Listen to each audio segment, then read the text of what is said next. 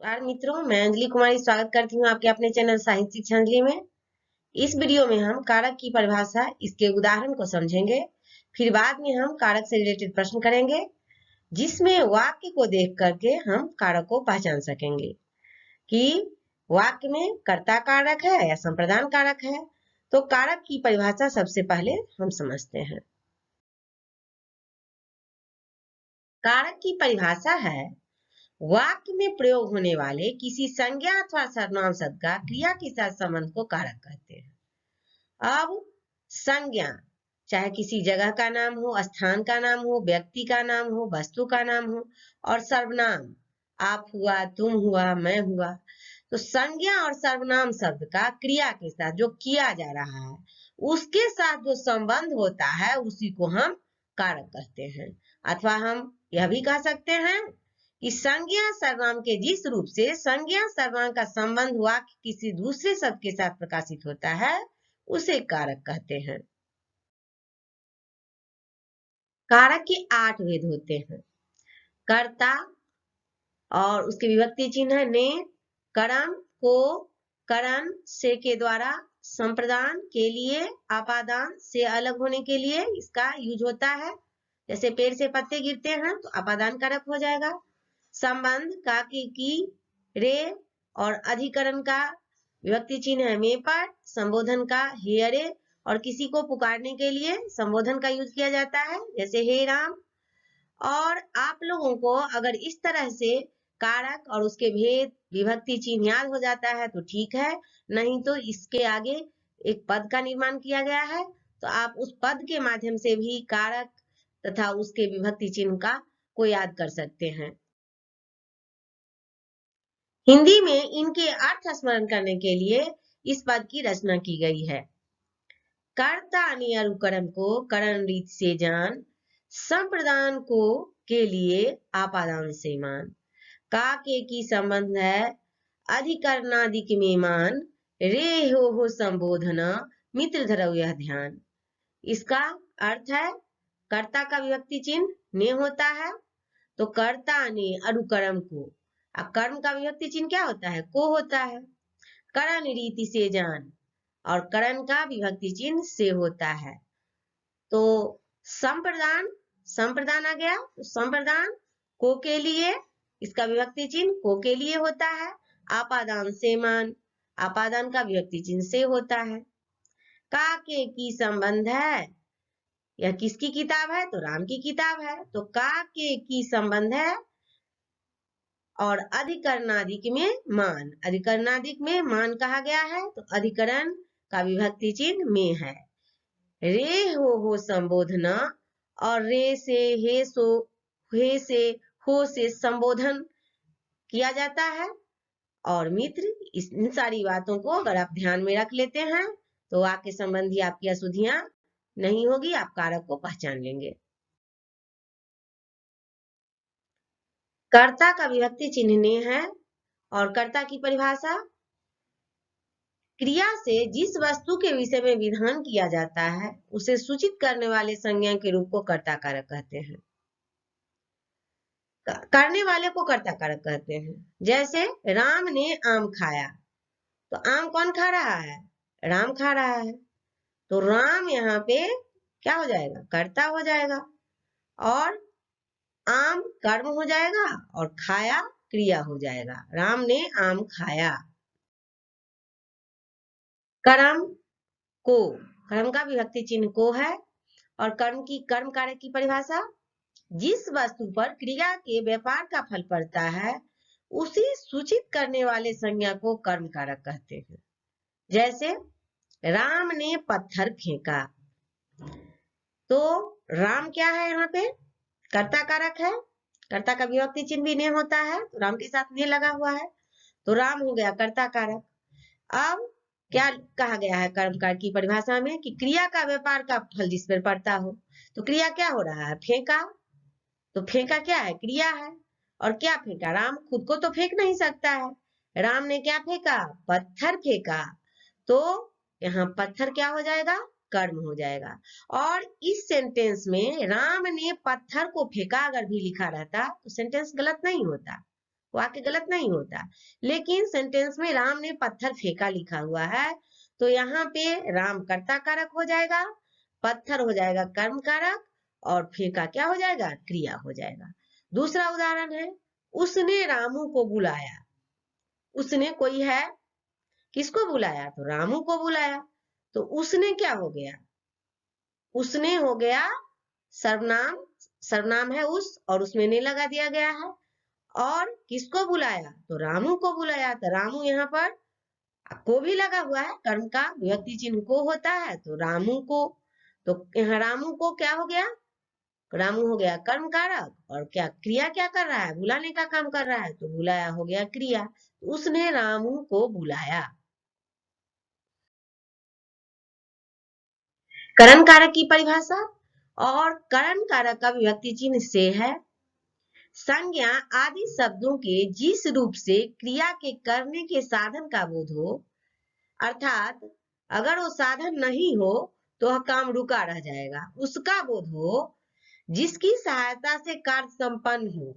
अगर उसकी सहायता नहीं मिले तो कार्य संपन्न नहीं होगा, तो जिसकी सहायता से कार्य संपन्न हो वह करण कारक कहलाता है। इसके हिंदी पर्याय से के द्वारा है, और इसका विभक्ति चिन्ह से भी होगा और के द्वारा भी होगा। इसकी दूसरी परिभाषा है, जिसकी सहायता से कोई कार्य किया जाए उसे करण कारक कहते हैं। अब कोई साधन है जिसकी सहायता से कार्य करना है, अगर वो साधन नहीं मिले तो कार्य संपन्न नहीं होगा, कार्य अधूरा रह जाएगा, तो उसी को हम करण कारक कहते हैं। जैसे वह कलम से लिखता है, किसी से लिखता है, तो कलम से लिखता है, साधन के रूप में यहाँ कलम का यूज हुआ है। अगर कलम नहीं मिले तो लिखने का काम संपन्न नहीं होगा, और वह क्या है, वह करता है, और कलम का प्रयोग साधन के रूप में किया गया है, और कार्य क्या हो रहा है, तो लिखने का काम हो रहा है, वह कलम से लिखता है, तो वह हो गया कर्ता, कलम हो गया करण, और लिखता है हो गया काम। काम किया जा रहा है और कलम की सहायता से किया जा रहा है। और यहाँ आप लोग कंफ्यूज मत होइएगा कि से विभक्ति है तो इसे भी करण से, और अपादान में भी से विभक्ति लगता है, लेकिन यहाँ अपादान की चर्चा नहीं की रही, अलग होने की बात नहीं कही जा रही है। अगर हम कलम से अलग हो जाएंगे तो लिखेंगे कैसे, तो कार्य संपन्न नहीं होगा। तो करण में जब से का यूज होता है, और लिखा हुआ है यहाँ उदाहरण में, वह कलम से लिखता है, तो यहाँ जब से का प्रयोग होता है तो अलग होने के लिए नहीं हो रहा है, यहाँ कार्य को संपन्न करने के लिए हो रहा है। लेकिन अपादान में जब से का प्रयोग होता है वाक्य प्रयोग में, तो वहां पर अलग होने की चर्चा की जाती है, अलग होने की बात की जाती है। संप्रदान कारक, जिसकी विभक्ति चिन्ह के लिए संप्रदान कारक की परिभाषा, संप्रदान का अर्थ है देना, अर्थात कर्ता जिसके लिए कुछ कार्य करता है, कर्ता जो है किसी के लिए कुछ कार्य करे अथवा जिसे कुछ देता है। अब वाक्य में पता चले कि किसी को कुछ दे रहा है, गिफ्ट दे रहा है, कुछ भी दे रहा है, उसे व्यक्त करने वाले रूप को संप्रदान कारक कहते हैं। इसका हिंदी पर्याय के लिए है, इसका जिसके लिए कोई कार्य किया जाए। दूसरी परिभाषा ऐसे भी हो सकती है कि जिसके लिए कोई कार्य किया जाए उसे संप्रदान कारक कहते हैं। जैसे मैं दिनेश के लिए चाय बना रहा हूं, तो किसके लिए चाय बना रहा हूं, दिनेश के लिए। मैं यहाँ पे कर्ता हो गया, और चाय बनाना क्या हो रहा है, क्या कार्य किया जा रहा है, तो चाय बनाने का काम किया जा रहा है, तो चाय बनाना एक काम हो रहा है ना। और दिनेश के लिए, और दिनेश के साथ के लिए विभक्ति जुड़ी हुई है, तो दिनेश के लिए क्या हो जाएगा, संप्रदान कारक हो जाएगा। दूसरा है, मैं आपके लिए वीडियो बना रही हूँ, तो कौन वीडियो बना रहा है, मैं बना रही हूँ, तो मैं क्या हो गई, कर्ता हो गई, और क्या कर रही हूँ, कार्य क्या किया जा रहा है, तो वीडियो बनाने का कार्य किया जा रहा है। तो किसके लिए कार्य किया जा रहा है, तो आपके लिए कार्य किया जा रहा है, आपको वीडियो देखना है, तो आपके लिए यहाँ क्या हो गया, संप्रदान कारक हो गया। मैं आपके लिए वीडियो बना रही हूँ, तो मैं हो जाएगा कर्ता, आपके लिए हो जाएगा संप्रदान कारक, और कार्य क्या किया जा रहा है, तो वीडियो बनाया जा रहा है, तो कार्य हो जाएगा वीडियो बनाना। आपादान कारक, इसकी विभक्ति चिन्ह से है। आपादान कारक की परिभाषा, संज्ञा के जिस रूप से एक वस्तु का दूसरी से अलग होना पाया जाए वह आपादान कारक कहलाता है। इसका हिंदी पर्याय से है, कर्ता अपनी क्रिया द्वारा जिससे अलग होता है उसे आपादान कारक कहते हैं। दो परिभाषा है, आपको जो अच्छी लगे वह लिख लीजिए और याद कर लीजिए। जैसे पेड़ से आम गिरा, अब जब तक पेड़ से आम अलग नहीं होगा तब तक गिरेगा नहीं, कार्य होगा ही नहीं। तो यहाँ से विभक्ति चिन्ह लगा हुआ है और अलग होने की बात की जा रही है, तो यहाँ पर से आपादान कारक हो जाएगा।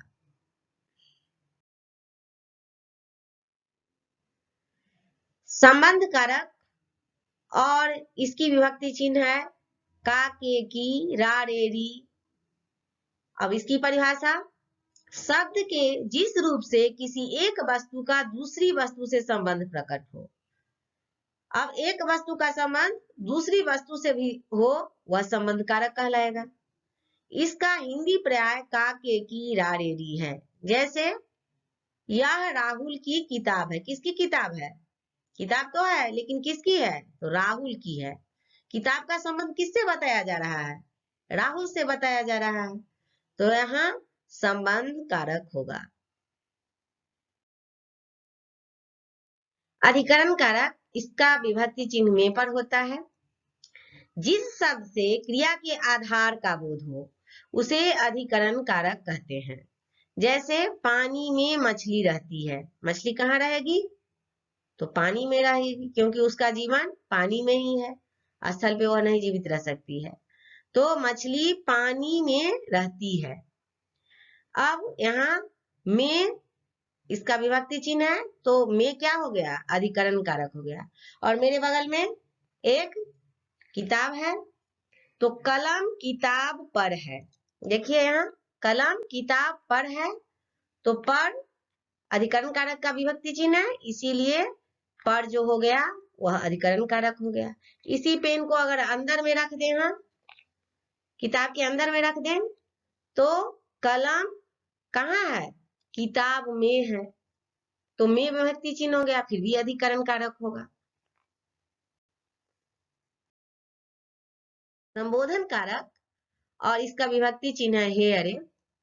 संबोधन, अगर हम किसी सभा में जाते हैं तो वहां पर सभा को क्या करते हैं? संबोधित करते हैं। और कैसे संबोधित करेंगे? तो पुकार करके संबोधित करेंगे।